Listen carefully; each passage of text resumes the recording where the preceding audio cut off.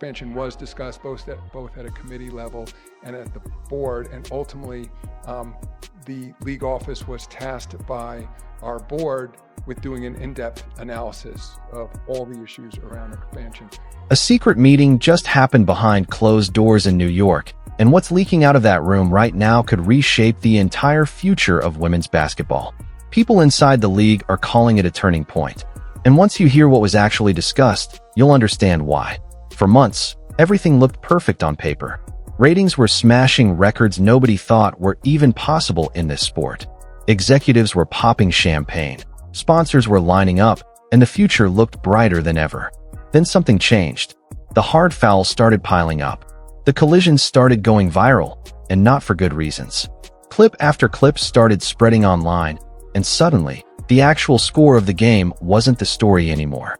The story became whether the league's biggest star would even make it through the season in one piece. That's when, according to insider reports, NBA Commissioner Adam Silver had no choice but to pull people into a private, closed-door meeting. The subject: how to protect the player who was single-handedly carrying the league on her shoulders, Caitlin Clark. Here's why this mattered so much. Broadcast partners had already poured billions of dollars into this sport, betting big on its future, based almost entirely on one player's ability to draw eyes to the screen.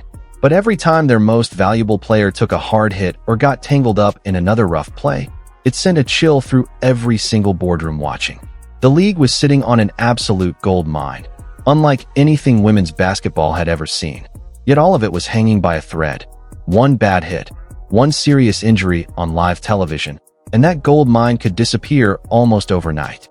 Nobody saw this coming, not at this scale. The moment Clark stepped onto a professional court, everything shifted. Arenas that once had empty seats in the lower level started selling out in minutes. Resale ticket prices climbed so high they were competing with NBA playoff games. Every time she played, viewership numbers jumped by triple digits. She wasn't just a player anymore. She was the centerpiece of massive television deals. But with that spotlight came something darker. The physical play aimed at her got rougher by the week. Hard screens, aggressive full-court pressure, collisions that ended up all over social media. And slowly, the conversation stopped being about her shooting range or her court vision. It became about whether teams were deliberately going after her to send a message. That's around when whispers started about the NBA stepping in directly. Now, day-to-day control of the WNBA sits with Commissioner Kathy Engelbert, not Silver. But the NBA still holds a serious financial stake and controls the big broadcast deals. So when network executives start asking hard questions about whether their star player is safe on the court, the people at the very top get pulled in. Leaked details suggest Silver called together senior league officials, broadcast representatives, and the heads of officiating for one urgent meeting. The goal was simple to say, but incredibly hard to do. Keep the game physical and real, without letting things spiral out of control and wreck a business that was suddenly worth billions. And the numbers inside that meeting reportedly told a scary story. Whenever Clark played, viewership shot through the roof. Whenever she sat out, or when games got out of hand, those numbers crashed right back down. Sponsors who had signed nine-figure deals were watching every single foul call like hawks. This wasn't just about basketball anymore. One bad injury wasn't just a sports headline. It was a financial disaster waiting to happen. Silver reportedly made his position clear. Physical basketball is part of the game, everyone knows that. But letting things get out of hand on national television, with billions of dollars riding on it, was simply bad business. So what actually changed? According to leaked reports, referees were quietly told to tighten up their calls. Off-ball contact, illegal screens, late hits after the play, all of it was getting a much closer look. Plays that used to get brushed off as normal tough defense were now getting flagged for review. The message to every player in the league was blunt. Cheap, unnecessary contact was going to cost you, whether that meant a fine, a technical, or a suspension. But here's the problem. Changing the rules of officiating in the middle of a season never goes smoothly, and this was no exception. It reportedly sparked real frustration in locker rooms across the entire league. Think about it from the veterans' point of view. These are players who spent years grinding through the sport for small paychecks, flying commercial, sometimes playing in front of half-empty gyms with barely anyone watching. And then, almost overnight, A rookie walks in, and suddenly the whole league can afford charter flights and upgraded facilities that veterans had been asking for since forever. Everyone benefited from the new money. Sure, nobody was complaining about that part, but it was obvious to everyone in the room where that money was actually coming from. And that created real tension underneath the surface. Hard fouls that felt a little too hard. Tense words exchanged after plays. Veterans quietly making it clear, night after night, that respect still had to be earned on the floor, no matter how big the headlines outside the arena had gotten. And the stakes went even further than officiating. At the exact same time, the NBA was deep in negotiations for a massive new media rights deal, with major names like Disney, NBC, and Amazon Prime Video at the table. The WNBA's games were part of that package, and the ratings surge gave the league serious leverage to demand a bigger payout. But networks made one thing very clear: players' safety mattered to them just as much as the ratings did. If games turned into chaotic, injury-prone matchups, the entire value of that deal could take a hit. Security became another quiet priority in that meeting.